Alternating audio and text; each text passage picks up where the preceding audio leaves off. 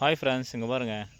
2 நாளாக மழை பெஞ்சனால எங்கேயும் வெளியே போக முடியல. இங்கே பாருங்கள், விவசாயம் வேறு அப்படியே பாதிக்குது பாருங்கள். இந்த பூவெலாம் நேற்று அறுக்க வேண்டியது, அது ஃபுல்லாக மழைங்கிறதுனால ஒன்றும் பண்ண முடியல ஃப்ரெண்ட்ஸ். அப்படியே ஃபுல்லாக தண்ணி, காடு ஃபுல்லாக தண்ணி இறஞ்சிட்டு இருந்தது. இப்போ கொஞ்சம் ஊறிடுச்சு, ஏன்னா நைட்டு ஓரளவுக்கு மழை இல்லை. இங்கே பாருங்கள், பூவெல்லாம் பாருங்கள் பூத்து போச்சு பாருங்கள். ஏன்னா இப்போ ஏதோ விலை விற்கிறப்பயே நாங்கள் அறுத்து போட்டால் தான், இந்த பூவெல்லாம் அறுவடை பண்ணால் தான் எங்களுக்கு கொஞ்சம் தான் லாபம் கிடைக்கும்.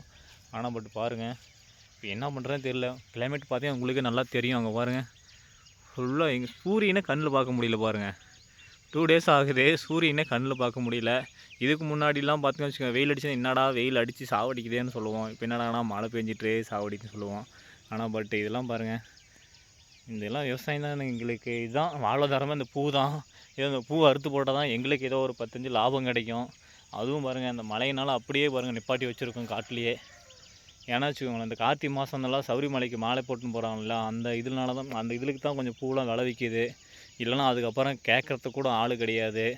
ஏன்னா அதுக்கப்புறம் 10-20 தான் குத்திமி கொட்டுவோங்க நாங்கள். ஏன்னா அறுக்கிற கூலியும் கிட்டத்தட்ட 300 ஒரு ஆளுக்கு. இவ்வளோ 4 பேர் வச்சு அறுத்து நாங்கள் என்ன பண்ணுறது ஃப்ரெண்ட்ஸுங்க பாருங்கள். மழையினால் அப்படியே பாதிக்குதுங்க பாருங்கள். எவ்வளோ பூ பாருங்கள், கிட்டத்தட்ட இந்த காடு ஃபுல்லாக இருக்கணும்.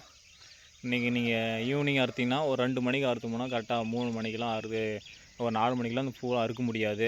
ஏன்னா குறைஞ்சி சொல்கிறது, இது அறுக்கிறதுக்கே டைம் ஆகும். ஏன்னா ஒவ்வொரு பூவும் அறுக்கிறது கையிலலாம் கிள்ள முடியாது, சின்ன கத்தி இருக்கும். அந்த சின்ன கத்தியால் தான் அந்த பூவை பறிக்க முடியும். நம்ம நீங்கள் நினைக்கிற மாதிரி டக்கு டக்குலாம் பிடிங்கி போட முடியாது. ஏன்னா வச்சுக்கோங்களேன், இந்த இதுக்குள்ளே மொக்கு தூந்தோம்னா டக்கு டக்குன்னு மொக்கு பூரா உடஞ்சி போயிடும். இங்கே பாருங்கள், கசகசன்னு மாதிரி பூவெலாம் பாருங்கள், பூத்து போச்சு பாருங்கள். இங்கே பாருங்கள், பயங்கரமாக பூத்து கொடுங்க பாருங்கள். உள்ளே போனால் சரியான வாசனை அடி, கம்மன்னு கமக்குது வாசனை வர.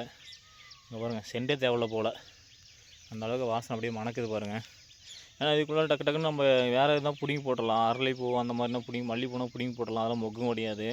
இங்கே பாருங்கள், இதுக்குள்ளே தூந்து போனீங்கன்னா வச்சுக்கோங்க, டக்கு டக்குன்னு போனீங்கன்னா அந்த சைடில் இருக்கிற மொக்கு பூரா உடஞ்சிரும். அதெல்லாம் அந்த கை சென்டரில் பூ செடி சென்டரில் இருக்குது பார்த்தீங்களா, அந்த பூவெலாம் நம்ம அறுக்கவே முடியாது. ஏன்னா மேலே இருக்கிற மொக்கு அடிப்படும். நீங்கள் ஒரு பூ அறுத்திங்கன்னா அங்கே 2 மொக்கு அடிப்படும். அப்போ நீங்கள் கணக்கு பண்ணிக்கோங்க, இதில் எவ்வளோ பூ இருக்குது, அப்போ எவ்வளோ மொக்கு அடிப்படும் பாருங்கள். அதனால் நமக்கு பொறுமையாக தான் இருக்க முடியும். ஏன்னா அவ்வளோ ஸ்லோவாக இருக்க முடிஞ்சால் தான் நம்ம எந்த நஷ்டமும் இல்லாமல் இருக்க முடியும். இங்கே பாருங்கள், அதுலேயும் பாருங்கள், இந்த இதுலேயும் பாருங்கள், ஒரு வெள்ளைப்பூ பாருங்கள், சின்னதாக பாருங்கள், அந்த ஒரு வட்டாரத்தில் மட்டும் பாருங்கள் எப்படி இருக்கு பாருங்கள். இந்த பூவில் இன்றைக்கி அறுக்க வேண்டியிருந்தது. ஆனால் தண்ணி வர இருந்திருக்கு பாருங்கள், பூல் தண்ணி வர இருக்குது. அறுக்கவே போட்டாலையும் பூல் தண்ணி இருக்குன்னு சொல்லுவாங்க. அதுக்கே ஒரு 5 கிலோ 6 கிலோ லெஸ் பண்ணிடுவாங்க. அதனால் ஒன்றும் பண்ண முடியாது. கொஞ்சம் வெயில் காஞ்சிச்சின்னா பூ அறுக்கலான்னு பார்த்தா எங்கேங்க ஃப்ரெண்ட்ஸ், வெயிலே வரமாட்டேங்குது மொத்தத்தில். இப்படியே போச்சுன்னா அவ்வளோதாங்க, இந்த செடி பூரா அப்படியே அவ்வளோதான், நாசகதி ஆயிரும். ஒரு விவசாயம்லாம் துண்டு போட்டு தலைமால் துண்டு போட்டு உட்கார வேண்டியதான். இது கிட்டத்தட்ட பார்த்திங்கன்னா இந்த ஒரு வயலுக்கு மட்டுமே கிட்டத்தட்ட 20,000 செலவு பண்ணியிருக்கு. அதாவது இந்த செடி வாங்கி நடுறதுக்கு மட்டுமே கிட்டத்தட்ட ஒரு 5,000 செடி வாங்கி நடுறதுக்கு. அப்புறம் இது கொத்தி பராமரித்து இவ்வளோதையும் கொண்டு வரதில்ல, கிட்டத்தட்ட ஒரு 5,000 மேலே நடந்துகிட்ருக்கு. எனக்கு தெரிஞ்ச 5,000 மேலே தான் நடந்துட்டுருக்கோம். அதாவது 20,000 வந்துட்டுருக்கோம். டோட்டலாக அந்த இதுக்கு மட்டுமே 25,000, அது 30,000 வச்சுக்கோங்களேன். குறைஞ்சபட்சம் அந்த வயலுக்கு இவ்வளோ கொண்டு வரதுக்கு 30,000 இப்போ கொஞ்சம் பாங்கு பண்ணுறதுக்கு. ஆனால் அந்த 30,000 நீங்கள் போட்ட இது லாபம் எடுக்க முடியுமான்னு பார்த்தா எடுக்க முடியாது போல். ஏன்னா அழுகிற இங்கே மழை பெஞ்சிட்டே இருக்குது. எங்கெங்கே ஃப்ரெண்ட்ஸ் இங்கே பூவை கொண்டு போய் போட முடியல. ஆனால் இதுலேயும் லாபம் இருக்குது. ஆனால் கரெக்டான நம்ம டைமிங்கு, இந்த மாதிரி மழை சீசன்லாம் மாறிடுச்சுன்னா எல்லாமே அவ்வளோதான். டோட்டலில் போட்ட இன்வெஸ்ட்மெண்ட் பூரா சோலி முடிஞ்சிடும் பார்த்துக்கோங்க.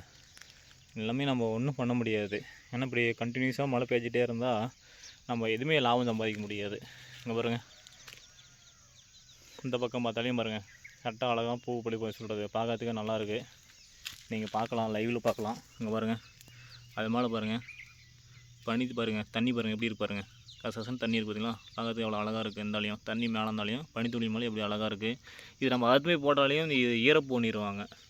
மார்க்கெட் அதுவுமே போட்டாலையும் வியாபாரிங்க இது ஈரப்பூ என்னத்துக்கு ரேட்டில் எடுக்கிறது, பெருசாக எடுக்க முடியாது. வெளியே ஒரு 10 கிலோ, நம்ம ஒரு 40 கிலோ அறுத்து போகிறோம்னு வச்சுக்கோங்களேன், ஒரு 10 கிலோ லெஸ் பண்ணிடுவாங்க. 10 கிலோ லெஸ் பண்ணால் அங்கே ஒரு கமிஷன் அடிப்பாங்க, ஒரு 500 கமிஷன் அடிப்பாங்க. இதிலே கிட்டத்தட்ட பார்த்தீங்கன்னா 10 கிலோவுக்கு நீங்கள் 100 போனாலே 1000 போச்சு. ஐயோ, சும்மா குத்து மதிப்பாக அந்த பூ இன்றைக்கி பூ மார்க்கெட்டில் 150 போயிட்டுருக்கு. ஆனால் 10 கிலோ லெஸ் பண்ணாலையும் ஒரு கிலோவுக்கு 100 1000 போச்சு. கமிஷனுக்கு இன்னும் 500 1500 போச்சு. அதனால தான் இங்கே பாருங்கள், இந்த பூ அதனால தான் விட்டு வச்சுருக்கோம். அதில் ஈரப்பூங்கெல்லாம் விட்டு வச்சுருக்கோம். கொஞ்சம் வெயில் அடிச்சின்னா அந்த பூவை நம்ம அறுவடை செஞ்சுருவோம். அறுவடை செஞ்சு ஏதோ வந்து விலை விற்கிறப்பயே நம்ம ஏதோ போட்டோங்கன்னா நாங்கள் இன்வெஸ்ட்மெண்ட் பண்ண ஏதோ அமௌண்ட்டாவது கிடைக்கும். கிடச்சி போக மீதி ஒரு 20,000 40,000 கிடச்சிச்சின்னா அது பெரிய விஷயந்தான் எங்களுக்கு. இந்த மாதிரி ஆனால் சின்ன வயலில் வைக்கிறதுனால பெருசாக லாபம் ஈட்ட முடியாது நம்மளால். அதாவது நீங்களாம் கிட்டத்தட்ட 1 ஏக்கரா வச்சிங்கன்னா கிட்டத்தட்ட லாபம் நீங்கள் ஈட்டலாம். அது கிட்டத்தட்ட எப்படி பார்த்தீங்கன்னு வச்சுக்கோங்க, ஒரு நாளைக்கு நீங்கள் அறுப்பு அறுத்தீங்கன்னா 2 லட்ச ரூபா டர்ன் பண்ணலாம். 2.5 லட்ச ரூபா குறைஞ்சபட்சம். அதாவது அதாவது ஏற்கனவே வந்து முன்னாடி இதில் பேசியிருப்பேன், வீடியோவில் சொல்லியிருப்பேன். அதாவது கிட்டத்தட்ட நீங்கள் 1.5 ஏக்கரா வச்சு 1 ஏக்கரா அந்த கடை வச்சிங்கன்னா 1500 கிலோ, அதாவது 1.5 டன், அதாவது 1500 கிலோங்கிறது 1.5 டன்னு. 1.5 டன் நீங்கள் பூ அறுத்தீங்கன்னா நீங்கள் குறைஞ்சபட்சம் உங்களுக்கு நல்லா விலை மாட்டுச்சுன்னா, அதாவது எவ்வளோ சொல்கிறது, ஒரு 100 ரூபா போதும். அது உங்களுக்கு 150 ரூபா விற்றாலையும் கிட்டத்தட்ட உங்களுக்கு 2.5 லட்ச ரூபா டர்ன் ஆகும். அது உங்களுக்கு நீங்கள் இன்வெஸ்ட் பண்ண வேண்டிய முதல்ல 1 ஏக்கராவுக்கு வந்து எப்படி வரும், இந்த இதுக்கே வந்து 5,000 ரூபா, ஒரு 30,000 வச்சுக்கோங்களேன். 1.5 ஏக்கராவுக்கு கிட்டத்தட்ட நீங்கள் ஒரு 50,000 இன்வெஸ்ட்மெண்ட் பண்ணுற மாதிரி வரும். 50,000 70,000 இன்வெஸ்ட்மெண்ட் பண்ணுற மாதிரி வரும். இன்வெஸ்ட்மெண்ட்டு போக உங்களுக்கு ஒரு அறுப்புக்கு 2.5 லட்ச ரூபா டர்ன் ஆகும். அப்படி பார்த்துக்கோங்க. அப்போ நீங்கள் இதில் வந்து இந்த தோட்டத்தில் வந்து கிட்டத்தட்ட நீங்கள் 4 அறுப்பு 5 அறுப்பு பூ இருக்கலாம். ஏன்னா 5 அறுப்பு மேலேயே இருக்கலாம். அங்கே பாருங்கள் மொக்கு எவ்வளோ இருக்குது, எக்கச்சக்கமாக இருக்குது பாருங்கள். எக்கச்சக்கமாக மொக்கு இருக்குது. நீங்கள் 5 அறுப்பு மேலே இருக்கலாம். அது விலை மடிச்சா உங்களுக்கு லக்கு தான். நீங்கள் இது சொல்கிறது இந்த இதுலேயும் நீங்கள் பிஸ்னஸ் பண்ணலாம். அதாவது நல்லா தெரிஞ்சவங்க, இந்த செடியை பற்றி நல்லா தெரிஞ்சவங்க, விவசாயம் பண்ண தெரிஞ்சவங்க, பூ வச்சு அறுவடை பண்ண தெரிஞ்சவங்க, எல்லாமே தெரிஞ்சவங்க கஷ்டப்பட்டால் கண்டிப்பாக பலன் உண்டு. இதில் நீங்கள் நினைக்கிற மாதிரி லாபம் எதிர்பார்க்கலாம். ஆனால் கரெக்டான டைமிங் வச்சு நம்ம கரெக்டான டைமிங்குள்ளே அந்த பூவை நம்ம அறுவடை பண்ணிடணும்.